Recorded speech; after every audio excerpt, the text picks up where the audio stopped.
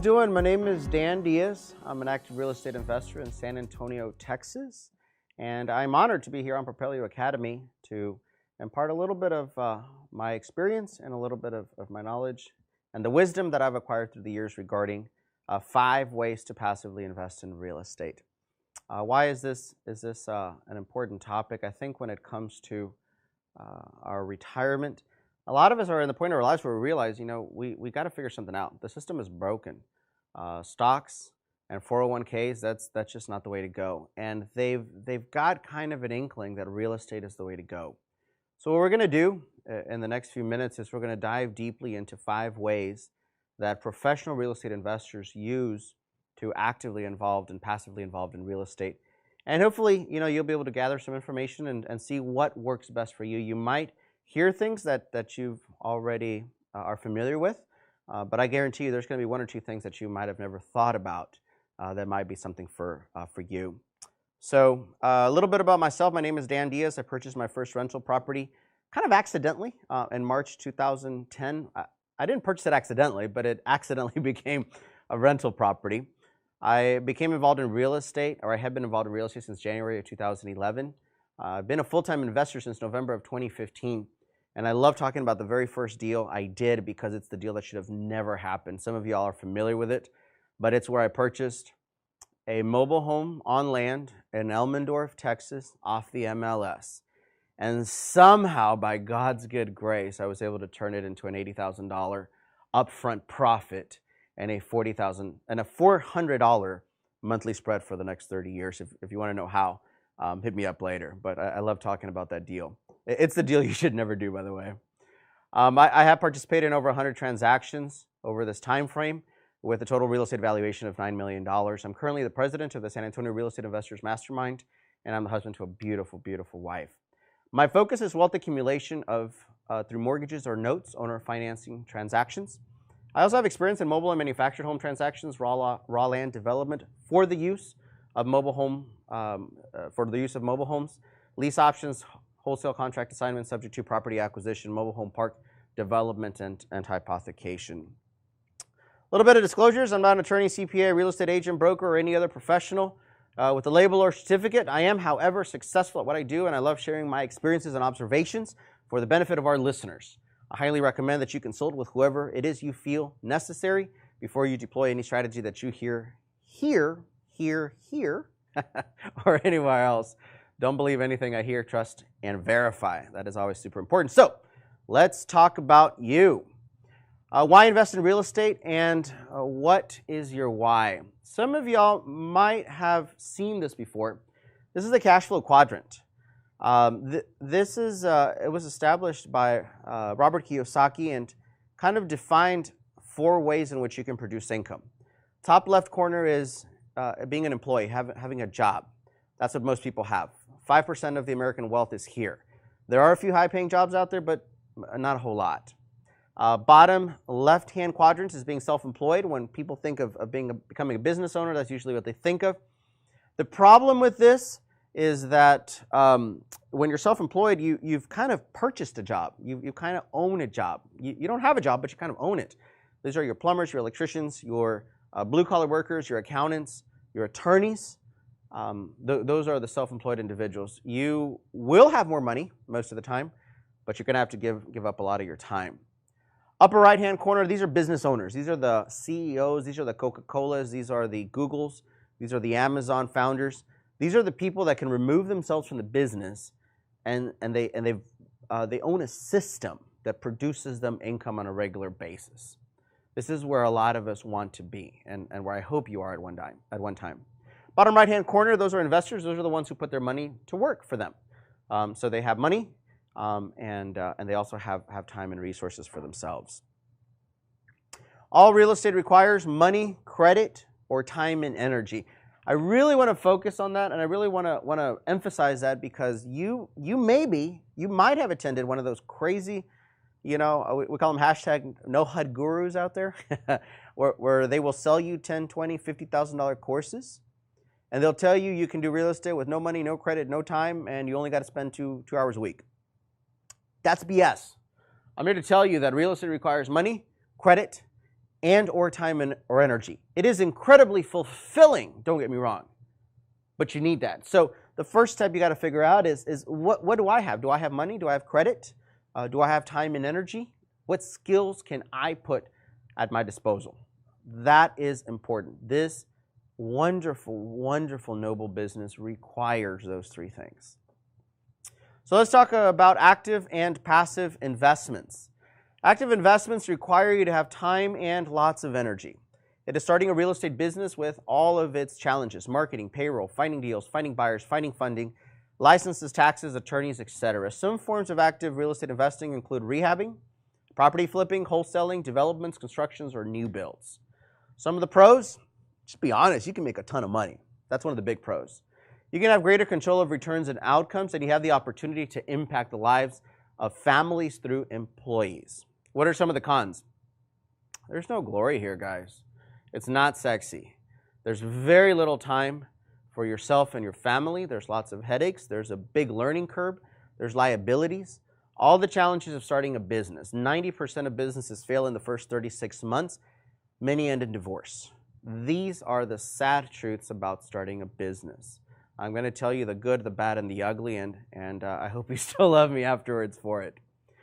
Passive investment, on the other hand, requires you to have capital or good credit to put to work. It also might require you to have a solid W-2 income. Some forms of more passive forms of investing include rentals, unrestricted land tax foreclosures, which we're going to talk about today, lending and funding, credit partnerships, and notes.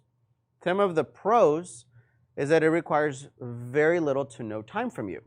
It can be very automated, especially if you put in certain strategies. And some forms can be protected by equity. What are the cons?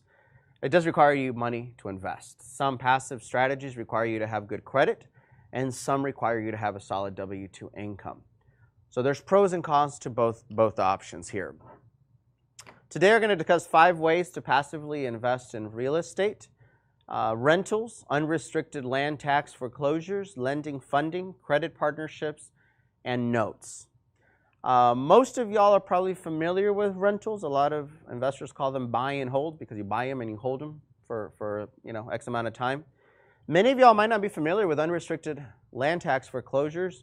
You might be familiar with lending and funding. Credit partnerships might be something new to you, and you may know little or nothing about notes. But these are the 5 things that we're going to cover today.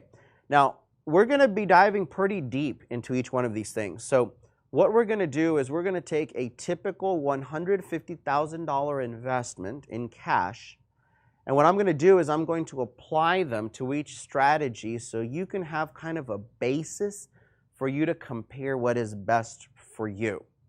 So again, trying to compare apples to apples and oranges to oranges, we're going to take $150,000, which a lot of you may have in a self-directed IRA, and we're going to apply them to each individual example and show you the possible outlooks that you could have and the possible results. So, hopefully you can compare apples to apples and oranges to oranges. Let's talk about rentals first. According to Statista.com, there are currently 46.3 million rental homes in the U.S. Many are owned by hedge funds. A lot of them are owned by individual owners.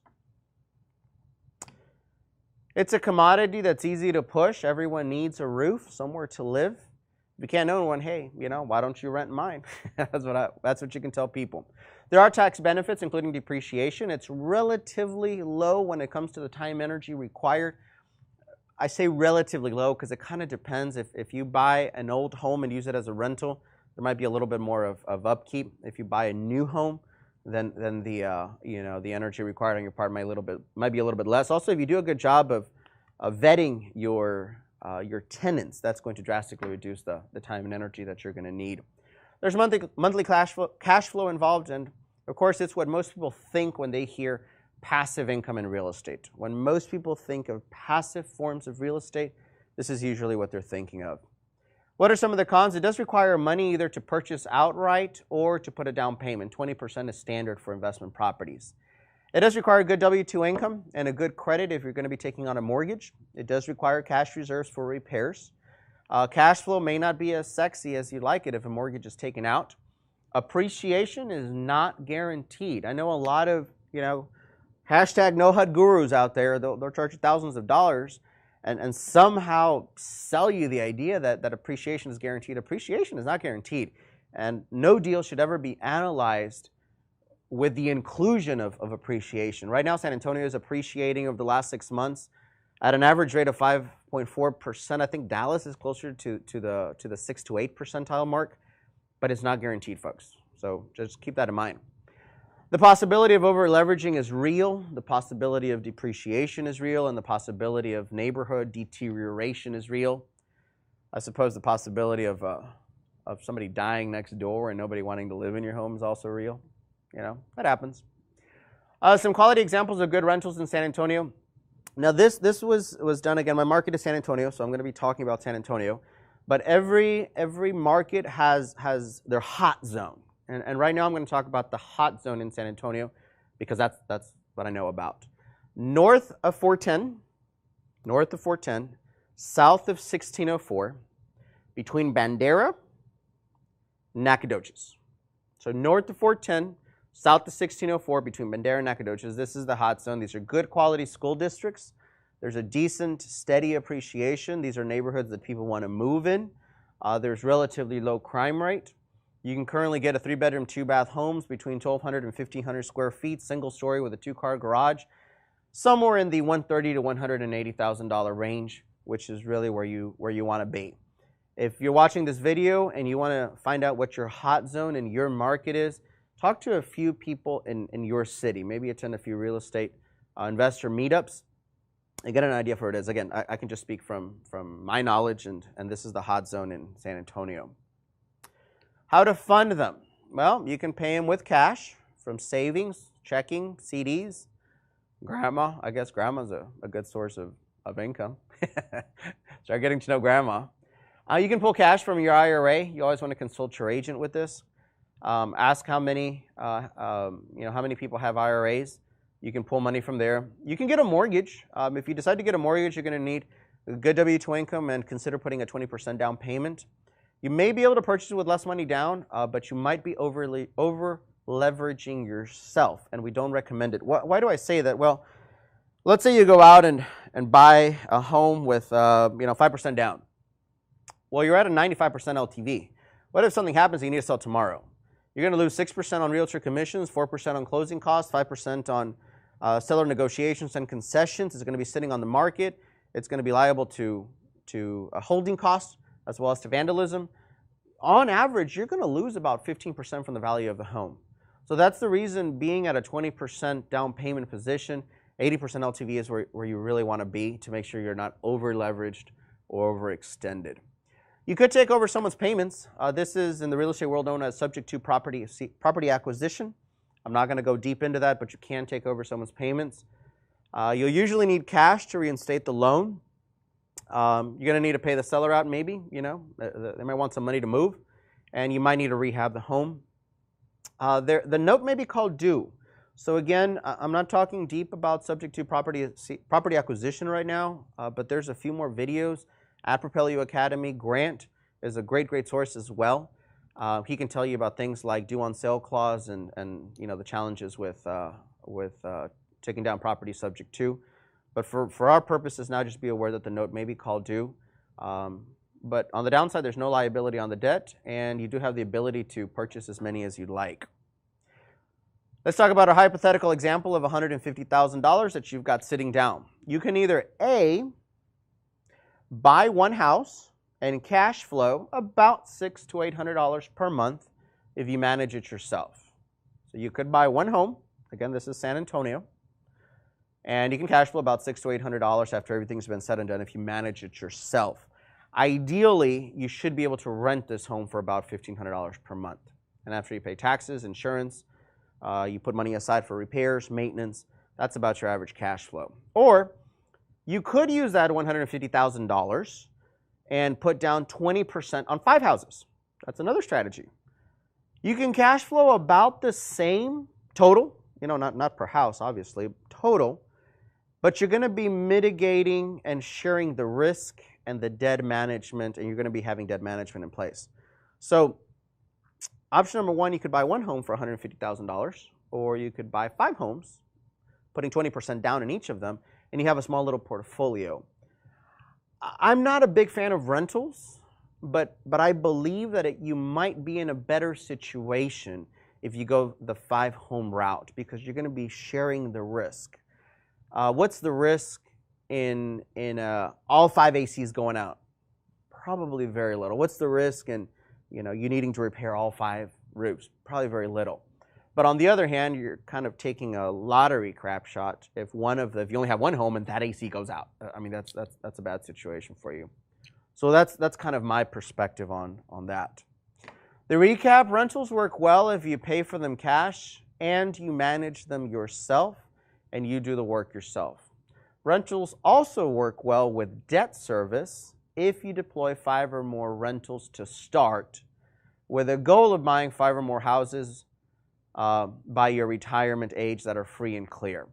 Risks are mitigated and they can then be professionally managed. So again, going in and buying only 1 house with debt, that's probably a pretty big risk. Buying 1 house free and clear, not a huge risk. Or maybe taking your $150,000 and buying immediately 5 houses, 20% down payment, debt service on all of them. That's probably a good strategy to start if you want to go the buy and hold route. All right, moving along. Unrestricted land tax foreclosures. How many of y'all have heard that before? Probably not a lot. It's something that I work in, because I deal a lot in mobile homes, so I'll tell you how that kind of comes into play. But basically, when a piece of land, the property taxes are not paid, eventually the county will foreclose on them, and then they'll be put up to auction. So that's what this is: unrestricted land tax foreclosures. This is a sheriff's sale. It usually happens once a month. In Texas, it's the first Tuesday of the month. We call it Texas Tuesday. Every county is different. Usually it's at the county courthouse footsteps. San Antonio, it's 100 Dolorosa. Every first Tuesday of the month. If you guys are there, you'll probably see me there. I'm usually trying to scoop up some properties. I do want to focus on the word unrestricted. A lot of these are going to be within the city, and they're going to be restricted. So maybe they're restricted to single-family home purchases. I guess you can do those, but that's not what I'm talking about. I'm talking about unrestricted, usually in the county, land tax foreclosures. So what is unrestricted land tax foreclosures? When a person doesn't pay the property taxes, county comes in and whacks them out, takes the property out. Don't feel bad for these people. It takes a long time for the county to step in and foreclose, So don't feel totally bad for these people. This doesn't happen overnight. This is not like a mortgage foreclosure that can happen in 41 days. It's not like that. You do need cash. Financing is possible through traditional means, but it's really hard for you to do it. The initial purchase will have to be with cash. You must make sure that they're not city lots, rather unrestricted county land that allows mobile homes for this strategy that I'm going to be talking about. This happens every first Tuesday of the month, 100 Dolorosa. It's best to buy parcels from 1/4 acre, 1/2 acre, up to 3-acre parcels. You can buy more and then go down the subdivision route. You'll get a real good deal usually when you go down that route, but then you're going to have to go through the struggle of subdividing. For this particular strategy, 1/2 acres, 1 acres. I love 1 acres, 1.5, up to 3 acres. There is a 6-month redemption period that I want to talk about when the people can redeem or pay the amount owed. So you could go to the tax foreclosure and you could buy it, day one, and it's yours. Don't get me wrong, but they do have 6 months to redeem the property or get it back. They do have to pay you the amount owed plus penalties and interest. Now in Bexar County, San Antonio, interest is 20%, which is actually an effective rate of 40% per year. Remember, they have 6 months. They got to pay 20% as a fee to get it redeemed. So hypothetically, let's talk about worst case scenario. They do redeem the property in 6 months. Well, they're going to have to pay you back what you paid plus 20%. Totally passive. I mean, there really wasn't much that you did to it. Don't do anything during these 6 months. Don't start building. Don't start doing anything to it, because if you put septic, if you put electric, you're not going to get your money back on that. They only have to pay what you paid for the property plus the interest. But You know, 20% every 6 months, 40% effective rate, 40% effective rate per year is not a bad strategy onto its own. It's not what I'm talking about, but it's not a bad strategy. Now, after the redemption period, you can either get the money plus interest or you can get a clean title. Once you get a clean title, you can either sell it, rent it, owner finance it to somebody who's going to put a mobile home in it. You can also choose to build. I don't necessarily recommend it for investment purposes unless you're an experienced builder. My strategy and the way I use it is for mobile home owners, someone who needs to put a mobile home into the land. Generally, when everything's been said and done at the county courthouse steps, you're buying at 40 to 60% discount from the value. So let's talk about the numbers. In Bexar County, San Antonio, it's typical to buy a 1 acre parcel for about $5,000 to $10,000 at the auction. If they do redeem the foreclosure, the auction, you do get to make a 20% profit in 6 months, which is $1,000 to $2,000. That's not a bad deal. Now, if they don't redeem, you can rent the land. Again, market rent for 1 acre parcels in county, in Atascosa or Bexar County, it's about $400 to $500 a month. You will need to put septic, electric, and water, and there will be costs involved with that. So kind of keep that in mind, but renting the land is a good strategy.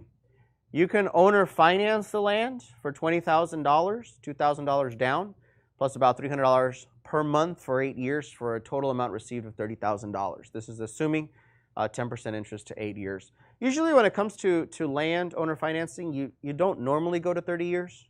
You do 8 years, 10 years, 15 years. I mean, you can do whatever you want. But we're not talking about, you know, a $200,000 property. So, you know, we're talking about $20,000, $30,000. So generally, if you amortize this to like 30 years, it's going to be like, you know, $80 a month or something. So I don't know if it's not worth my time, you know, every month chasing 80, 90, $100. So it's usually a short amount of time, 8 years, 9 years, 10 years, maybe 15.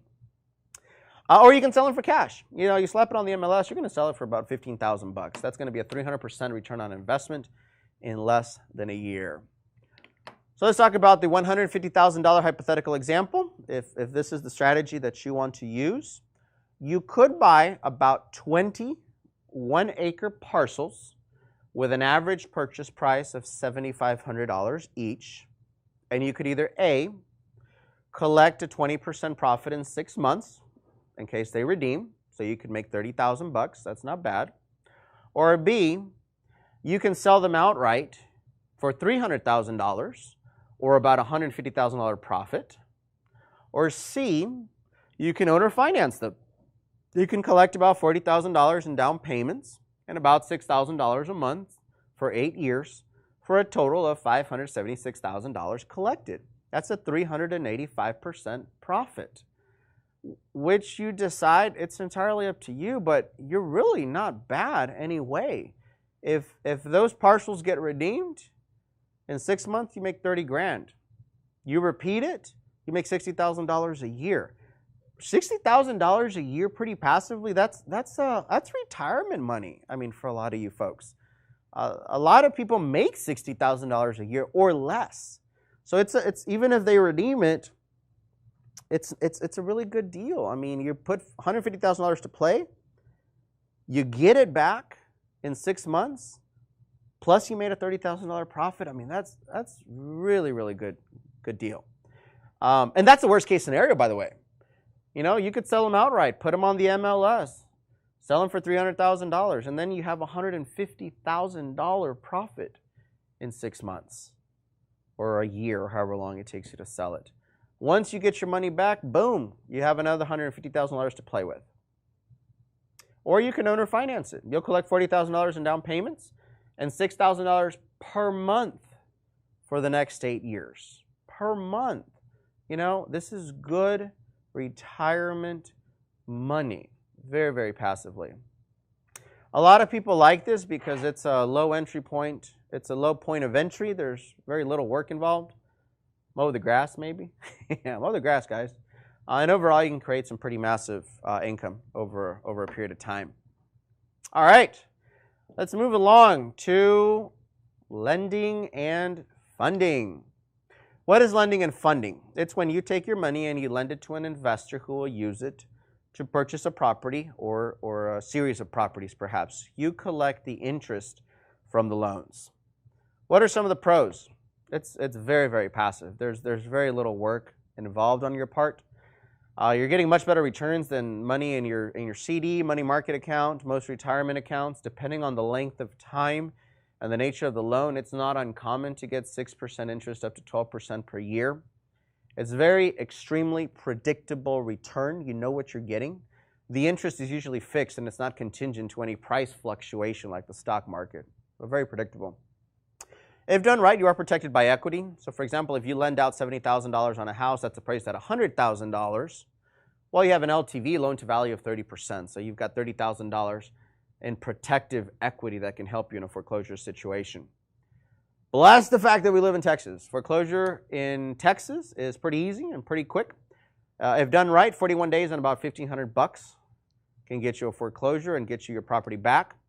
And if you do it right, at the end of the day, you either get a discounted property through foreclosure or you get your money with interest. If you're working with a reputable investor, like myself and a few other from Propel You Academy, I tell people all the time, if you're hoping to get a discounted house back, you need to not do business with me. You're not going to get the house back. You're going to get your money with interest. But at the end of the day, you could get, the worst case scenario, a discounted home back. What are some of the cons? It does require money. I mean, you can't invest money that you don't have.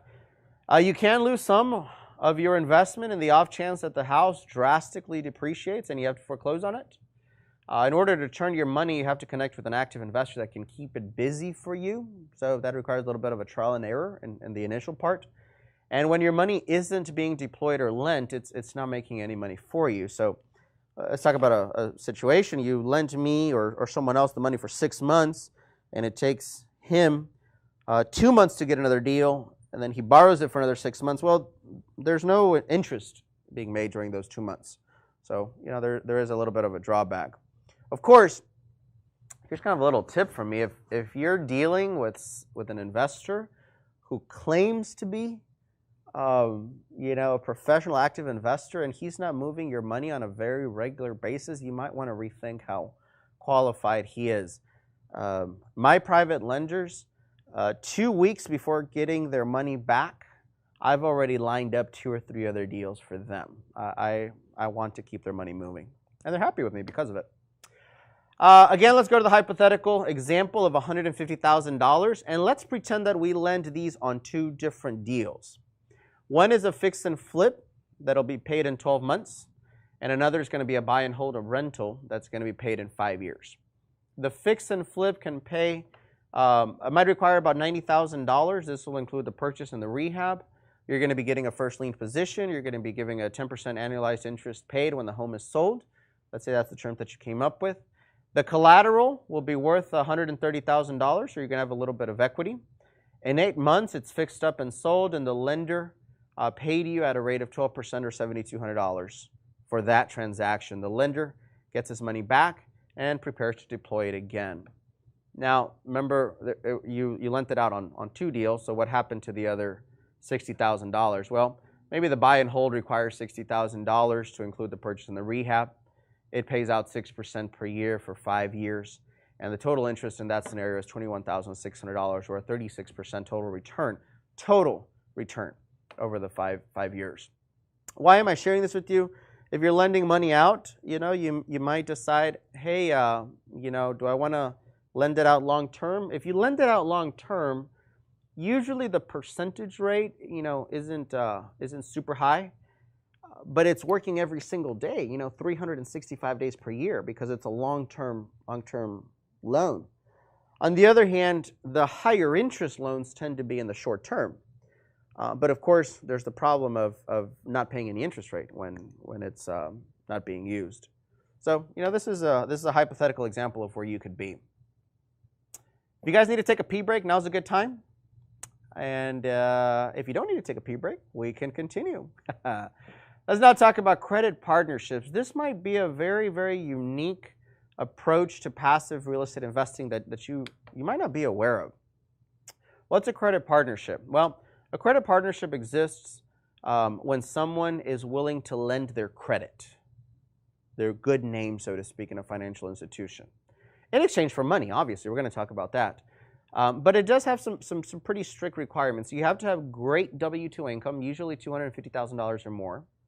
You have to have great credit scores. My experience is that you need to be at 750 mid or better. You need to have low debt, usually a DTI of 15% or less. And this is something that they might not think about, but you needed to have already purchased your forever home, or at least your very, very, very long-term home, because your credit may be tied in the foreseeable future, maybe 10 or more years. So you need to make sure that your forever home or your long-term home is already kind of taken care of, because you're going to be tying up your credit if you're going to be a credit partner. If a person has all these things, they can be a credit partner for experienced. I really want you guys to vet your real estate investors, experienced real estate investors. In order for investors to get large bank loans, they usually need a credit partner that matches the above specification, kind of like a cosigner, for adults. You can get paid one lump sum of money at one time, or you can get monthly passive income payments while your credit is being used. This is definitely an advanced strategy, but if you're a high income earner, perhaps an attorney, a doctor, a surgeon, an accountant, somebody who's high income, W-2, great credit, this is something that you can definitely look into. What are some of the pros? Well, this actually requires no money. It only requires good credit. It is very, very passive. You can generate large lump sum of money or great cash flow depending on the structure that you come up with. Some of the cons, there is a very strict credit requirement. Your credit will be attached to those loans, and there is a possibility, if things go south, that your credit may be ruined if you're not able to pay those loans. Your credit will be tied up for an extended amount of time, so definitely keep that in mind. This really does require an understanding of what your credit partner is going to be doing. This should only be done with someone that you know and trust. I want to emphasize that. This should only be done with someone that you know and trust in his integrity and his ability to execute. Say that again. It should only be done with someone that you know and trust in their integrity and their ability to execute. What does that mean specifically? Uncle Bob, great guy. You love him. He always takes care of you, takes you out to dinner, offers you a ride in his Mercedes. You think he's a great person. He wants to get involved in real estate investing. He paid $20,000, $30,000, $40,000, $50,000 to those hashtag no HUD gurus out there, and now he thinks he's a pro, but he needs your credit. Does he have ability to execute? You might love him. He might have great morals, but if he does not have ability to execute, I would strongly caution you against that partnership. On the other hand, you hear of someone doing deal after deal after deal after deal after deal. Obviously, he has the ability to execute. Ask him for his P&L. Ask him for his balance sheet. Ask him for what he currently owns and what he's currently doing. Don't be afraid to talk to his accountant. Don't be afraid to talk to an attorney. Vet that person. And finally, ask around about him. You'd be surprised how much the online community will open up if someone is a scumbag. They will open up real quick. So if you want to find out a little bit about the person, ask around in the online community. Don't believe everything that you hear, but that's a good temperature reading. You can also do a little bit of investigating on them and see if they have any judgments on them and why they're there. You need to have an open book for this situation. So make sure that you trust his integrity and his ability to execute. This strategy is used by many high-paid executives to catapult their wealth, but it does have some risks. It's usually only reserved for commercial loans. So again, let's talk about a hypothetical example of how this can be used. Let's say I'm purchasing a 50-lot mobile home park, and I'm going to talk about mobile homes because I know mobile homes. Currently appraised at $585,000 at a 14 cap, classified as a C+ asset. 35 of those lots are already bringing in $300 per month. I need a credit partner, and I agree to pay him a 25% amount once the cash is pulled out of the refi in no more than 36 months. So what do? We increase the rents maybe to $350 per month per lot. We also fill the other 15 vacant lots with mobile homes. We reduce unnecessary expenses, clean up the books. We force lawn maintenance, clean up the community. And we move the classification from a C+ to a B-. Mobile Home Park is now appraised at $1.57 million at a 10 cap. We go ahead and do a 70% LTV bank loan refinance and do a $1.1 million cash out refinance without needing the cosigner anymore, without needing the credit partner anymore. So we no longer need him. We release his credit as we agreed. Now, when we went ahead and did that cash out refi, we're talking about, we were able to do a $515,000 pullout at that point. So we've got $550,000 of non-taxable money that we can now play with. Well, our agreement was that in exchange for him being a credit partner, he was going to get 25% of that. So he would be getting, in this example, $128,000 just for being a credit partner. This happened in about 36 months. Would you guys think that's a pretty good deal? I mean, I think that's definitely a great return on investment. Again, it's not for the average person. It needs to have good credit, great income, low DTI, and you got to make sure that there is a trust when it comes to the integrity of the person, as well as to their ability to execute. All right, we're going to move on now to one of my favorite topics, which is notes. One of the last ways to passively invest in real estate. What are notes? Notes, sometimes called promissory notes or mortgage notes, are the instruments that are recorded when a lender lends out money and under what terms the borrower is going to repay. So, how can a person passively invest in notes? Well, you can lend money long-term on home mortgages. We kind of talked about that a little while ago when we talked about lending money. You can also purchase what are called non-performing notes, NPNs, non-performing notes. And then you can choose to either modify them or foreclose on them. Word of caution, I'm only familiar with Texas. I know the laws in Texas, so if you're outside of Texas, you need to be familiar with whether or not you're a judicial state, non-judicial state, what are the costs to foreclose, what are the steps, what do you need to do if that's something that you want to get into. You could also purchase performing notes and enjoy the passive income. So all of these are opportunities when it comes to notes. What are some of the pros? It's pretty predictable income. I mean, the interest is usually always a fixed rate for a known length of time. So you're able to know the math pretty easily and pretty quickly on what it's going to be. The note is always collateralized with real estate. Well, I should take it back. It should always be collateralized with real estate. You need to make sure that you're getting a first lien position. If you work with us, you're going to be getting a first lien position always. It's usually protected by equity. Minimum 10% is normal. It's very passive.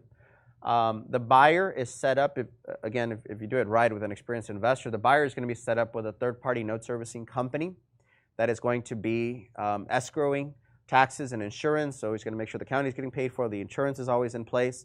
They'll force insurance if they need to, and they'll make sure that your payments are direct deposited to your bank account on a monthly basis. I want to drop a little golden nugget here for you guys, whether you're doing rentals or whether you're doing notes.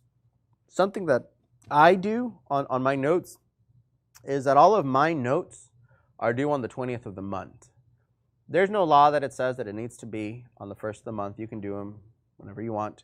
I do them on the 20th of the month because I do not like to compete with the 1st of the month bills. There's very little bills that are due on the 20th. Most bills are either on the 15th or the 1st. And I'd like my bill to stand out. I want my bill, which is the monthly mortgage payment, to stand out, and I do not like to compete with the 1st of the month bill. So mine are on the 20th. You guys can do that too. It'll save you a lot of headaches. Retirements are much higher than any savings account, money market accounts, CDs, or most retirement accounts. 8 to 10% is pretty common. If you need to foreclose, and the house is in Texas, man, it's real easy. We're blessed here. You can foreclose in as little as 41 days. Probably cost you about $1,500 in attorney's fees. If you foreclose, you must be paid the entire balance plus fees and interest. So if the home gets foreclosed and you've lent on it and you have the first lien position, you're first in line, and it must be sold for at least that amount plus fees and interest. If there is not a buyer for that amount, then you get the house back. So again, you either get a house or you get your money with interest. Otherwise, the property returns to you depending on the condition. This may be a benefit or it might not be a benefit depending on the condition of the home. And you can always borrow against your note. There's another segment that I talk about how you can borrow against your notes. It's called hypothecation. That's a real change. Or look for it in Propelio Academy. I know it's a different segment. I did it on the same day, so it's got the same T-shirt, it's got the same shirt, but it's hypothecation. That's something really cool. What are some of the cons? Well, you might need to foreclose if the payment stops. I mean, that sucks. You need to tell people you can't pay, you can't stay. So that's a conversation that you might not like. If you do foreclose the home, it might be a return with repairs for you to do in them. If you foreclose, the condition it is found may have depreciated the house under what the balance of the note may be. So depreciation is something that can happen. Nothing is really guaranteed in this world, so kind of keep that in mind. Again, let's talk about a hypothetical situation of $150,000. What can you do if you want to invest in notes? What can you do with it? Well, let's say that you buy 3 performing notes for their current balance value, and let's say it's $150,000. 50, 50, 50. It doesn't really matter. It's a hypothetical example. If you buy them from me, they're pretty notes, but whoever you buy them from, let's pretend that these are performing notes. The collateralized houses may have a combined value of $215,000. So now you've got about $65,000 in equity, or about 30% LTV. In case you do need to foreclose, you're going to be okay. The original notes were done for 10% to 30 years with payments of about $470 each, or about $1,410 total. So you'll be getting 360 monthly payments of about $1,410 per month, or about $505,000 over the next 30 years. That's about a 336% return on investment over the 30 years. We're talking interest rates of 8 to 10% more or less, 10% in this example. So it's pretty predictable. It's a very decent return, and we're talking about performing notes. These are notes that people have already been paying. If you bought them from a reputable originator, there was at least a 10% down payment. There was an RMLO done. There's a third-party note servicing being executed. So these returns are pretty decent. They're pretty standard if you purchase them right. So that's what that return is going to look like. Well, guys, I certainly hope you guys have enjoyed the last few minutes. I know I threw a lot of information. If there are some areas that maybe you didn't quite grasp, go ahead and go back on this video, repeat it. I purposefully almost vomited information on you guys, and that was done so that you guys could really take value.